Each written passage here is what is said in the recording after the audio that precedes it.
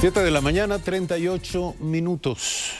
Está con nosotros Lina Parra, abogada y PhD en Derechos Humanos, profesora de la Facultad de Ciencias Sociales y Jurídicas de la Universidad Internacional SEC y de la Universidad Andina Simón Bolívar. Bienvenida, gracias por estar aquí. Vamos a analizar la decisión de la Corte Constitucional de derogar las enmiendas constitucionales aprobadas en el año 2015.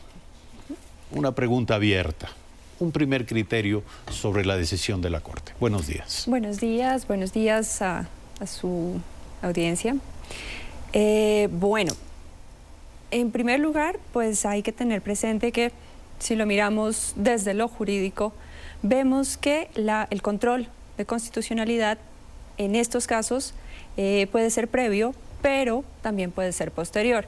En este caso hay que tener presente que se trata de una decisión que no fue tomada de forma automática porque la Corte no podía conocerla automáticamente, sino que proviene de demandas ciudadanas. Esa es es un primer asunto de importancia que hay que tener presente. Entonces, que no fue la Corte que actuó de forma automática, sino que está respondiendo a unas demandas que por conexión temática se acumulan. Esto es un primer Pero le pregunto, ¿la Corte no está fallando contra sí misma en la medida en que la Corte validó el procedimiento de enmiendas a través de la Asamblea Nacional en el año 2014, fines de 2014? Eso permitió que la Asamblea Nacional el 2015 conozca las propuestas de enmiendas de propios legisladores, asambleístas. Y hoy la misma Corte señala, atendiendo al requerimiento de demandas ciudadanas, señala que aquello no fue un procedimiento idóneo. Claro, hay que analizarlo también por partes, ¿no? No es inusual que las Cortes Constitucionales, que los tribunales constitucionales, dependiendo de ciertos cambios de circunstancias, puedan revisar su propia línea jurisprudencial.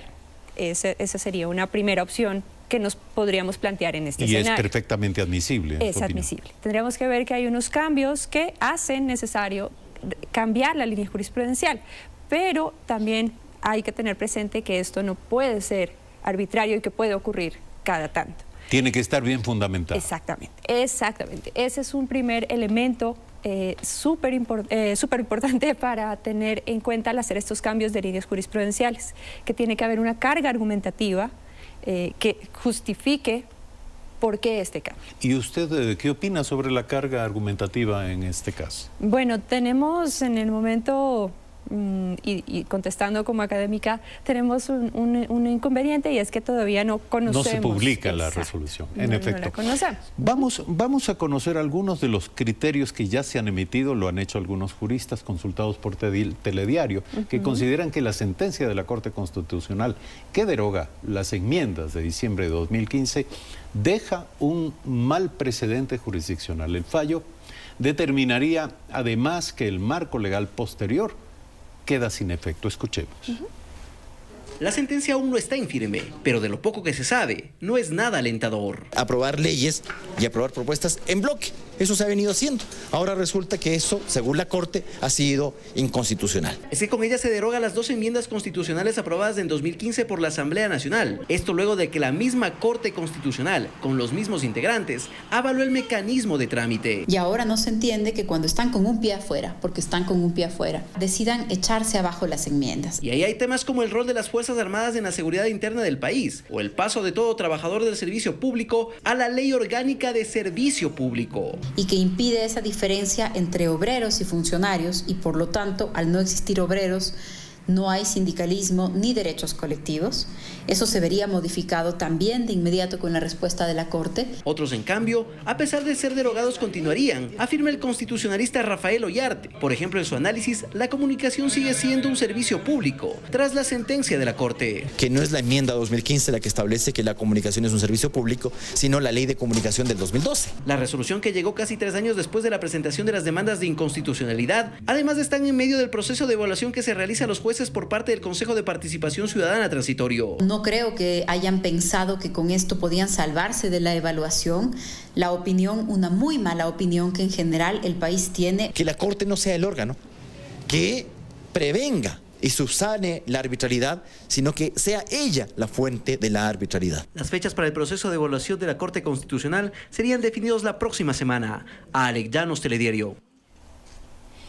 Sobre lo que acabamos de escuchar, decía usted que la Corte Constitucional ha revisado su postura respecto de las enmiendas del 2015 en función de nuevos elementos. Estos podrían considerarse las demandas ciudadanas, que ya hablaban de la inconstitucionalidad de algunas de las, digamos, de los argumentos, conceptos aprobados dentro de estas enmiendas. Sin embargo, la Corte Constitucional no falla contra el fondo. No declara inconstitucional, por ejemplo, la declaratoria de que la comunicación es un servicio público. Lo que ha hecho es declarar inconstitucional el procedimiento. No tiene nada que ver una cosa con la otra. Su comentario. A ver, es posible y en estos casos el control no se puede hacer en sí mismo sobre la forma. La misma Ley Orgánica de Garantías y Control, Ley Orgánica de Garantías Jurisdiccionales y Control Constitucional establece que el control que se hace previamente es un control de forma, ¿cierto? No sobre el contenido mismo. Y en este sentido podemos ver que el control constitucional puede ser sobre la forma, porque la Constitución también nos trae unas formas en que se debe debatir, llevar a cabo un procedimiento, y en ocasiones sobre el fondo. En este caso, precisamente teniendo en cuenta esa situación, es que entendería yo que la Corte ha decidido mirar qué vicios de la forma existían. Podría ser precisamente, como se ha hablado, de que fue una votación en bloque. Entonces, teniendo presente la disposición misma de la Ley Orgánica de Garantías Jurisdiccionales y Control Constitucional, que establece que el control previo debe hacerse sobre el contenido de la consulta de tal forma que se haga una reflexión individual, o sea, que el proceso permita que los ciudadanos y las ciudadanas hagan una reflexión individual. Entonces, en ese sentido, es que este control se ha realizado, entendería yo, que precisamente se toma en cuenta que la votación en bloque no permite este debate que debería darse. Sí, sin embargo, el fondo como tal no ha sido tocado. Y se lo pregunto porque usted es experta en derechos humanos. La pregunta es, ¿cuál es el efecto favorable, beneficioso para la defensa de los derechos humanos que deriva de la decisión de la Corte Constitucional? Bueno, aquí tendríamos que mirar materia por materia. O sea, aquí también no podemos cometer ese mismo error de mirar todo en bloque, ¿no? Porque en este mismo bloque había, tal cual estaban ustedes ahorita en el ministerio mostrando, hay muchísimas materias. En varias direcciones. Exacto. Sí, entonces, yo quería preguntarle específicamente sobre el tema de la comunicación. Dice el doctor Ollarte que en realidad, a pesar de la resolución de la Corte Constitucional, la definición de la comunicación como servicio público sigue vigente porque sigue vigente la Ley de Comunicación. En efecto, esa es una de las consecuencias que tenemos que tener presente, que no es que todo, y vuelvo a usar esta analogía, no es que todo opere en bloque, no es que precisamente la anulación de una vez opere en bloque y toda la normativa tenga que retirarse. Ya de nuevo tocaría mirar caso a caso la normativa, si sigue siendo compatible con el espíritu, con las disposiciones de la Constitución, o qué acciones serían necesarias, bien sea por vía de control constitucional, ya miraríamos los escenarios específicos, y qué otras corresponden directamente, aunque pues en general todas corresponden a la Asamblea Nacional, sentarse y analizar materia por materia. Dado que las enmiendas aprobadas en el año 2015 han sido, digamos, declaradas inconstitucionales, todas las leyes que contengan disposiciones en relación con estas enmiendas deberían ser igualmente consideradas inválidas. Bueno, pero volvemos al procedimiento. Tenemos que presumir, esta es una de las cuestiones jurídicas que hay que tener presentes, y es que el legislador goza de, o lo que hace el legislador goza de una presunción de constitucionalidad. En este caso tendríamos que operar bajo esa misma presunción y mirar si en efecto estas leyes gozan o no de esa presunción. Por ejemplo, esto es similar a antes del año 2008, porque todavía hay muchas normas anteriores a la Constitución de 2008 que siguen vigentes. ¿Por qué? Porque respetan el espíritu de esta Constitución, sin embargo son previas. Entonces, en este caso más o menos operaría de esa forma. Pero esto de alguna manera no generaría obligaciones, compromisos de trabajo de parte de la Asamblea Nacional para poner a tono las disposiciones legales vigentes respecto de la decisión de la Corte Constitucional. Por supuesto. Y no solo de la Asamblea Nacional, sino también de toda la ciudadanía. Porque recordemos que la Constitución no solo es de nuestros asambleístas, la Constitución es de las personas. Entonces también los ciudadanos y las ciudadanas tienen que empoderarse y también velar porque se respete el espíritu de la Constitución. Bueno, resulta todavía difícil que eso ocurra en términos reales, ¿no? Porque la ley no deja de ser un tema codificado y a veces hermético para la mayoría de los ciudadanos que deben, digamos, respetarlas y exigir que se respete. Pero en todo caso, en lo que tiene que ver con estos temas y sobre todo con el tema de la comunicación que le preguntaba, ¿cuál debería ser la primera reacción de parte de los organismos llamados a generar la congruencia entre las decisiones de la Corte Constitucional y las leyes vigentes? ¿Qué debe hacer la Asamblea? Ya, en esta inmediatez es importante, estarnos a lo que dice la sentencia, ¿cierto? Esperar que tengamos el texto y adicionalmente ver los efectos que contempla la sentencia, porque no es solo una cuestión de anulamos, adiós, sino se anula porque tiene un vicio que hace que esté en contra de la Constitución y tendríamos que esperar que la Corte misma también nos dé unas pautas en la sentencia o si en la sentencia no sale, sería en un auto posterior. ¿Podría la Corte disponer en su resolución? Claro, aclarando. Obviamente, ¿Y definir respetando plazos las para competencias. ello? ¿Responsabilidades y plazos? Dependería porque algunas materias son tan importantes que no deberían quedar desreguladas y tendría que haber al menos unas pautas temporales para que no quedemos en una situación completamente anómica, entonces de que no tenemos norma. Para ello entonces habrá que esperar también que se publique la resolución.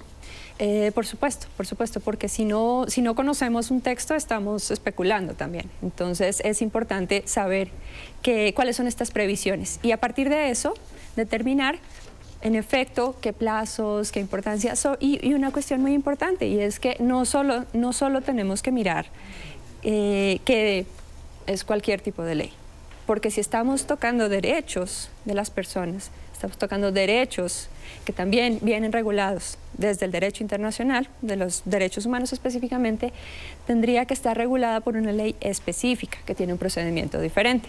Entonces, teniendo ya ese escenario, cuando ya lo conozcamos, yo creo que ya es labor precisamente de que se ponga nuestra Asamblea Nacional a definir una estrategia para que haya una transición normal.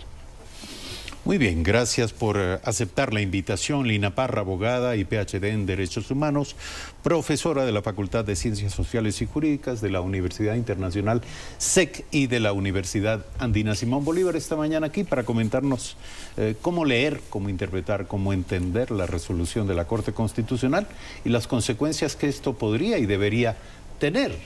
Nos referimos a las obligaciones que genera por parte de otros estamentos de la institucionalidad como la Asamblea Nacional y por supuesto de toda la ciudadanía que, como usted bien dice, debe estar al tanto de lo que reza la ley y debemos prepararnos para defender el derecho y para exigir el cumplimiento de lo que estipula. 7 de la mañana, 52 minutos. Queremos agradecer a ustedes por la sintonía que nos han prestado y recomendarles, como siempre, al término de este programa, recomendarles la lectura de diario El Telégrafo. El Telégrafo en esta mañana nos informa acerca de las declaraciones del ministro de Economía y Finanzas, quien afirma que el subsidio al gas y al diésel no se va a tocar. Esto ha sido afirmado por Richard Martínez, al decir además que se analizan varias alternativas, principalmente en torno al precio de la gasolina súper, para tratar el tema de los subsidios a los combustibles. Además, diario El Telégrafo también nos informa acerca de que el Ministerio de Defensa adquirirá 6 helicópteros y radares. El ministro Osvaldo Carrín apunta a reemplazar la CENAIN, la Secretaría Nacional de Inteligencia, con el Centro de Inteligencia Estratégica. Y además, diario El Telégrafo nos trae una gráfica de la ciudad de Guayaquil, donde nos dice que la ciudad previene el fuego en 9 zonas. Son los sitios más propensos a incendios forestales en torno a la ciudad de Guayaquil. El verano está muy fuerte en todo el país y sobre todo en la costa ecuatoriana. Son las 7 de la mañana con 53 minutos en este punto. Agradecemos su sintonía como siempre y les invitamos para el próximo lunes a partir de las 6:55 en Primera Impresión. Tengan ustedes un buen fin de semana.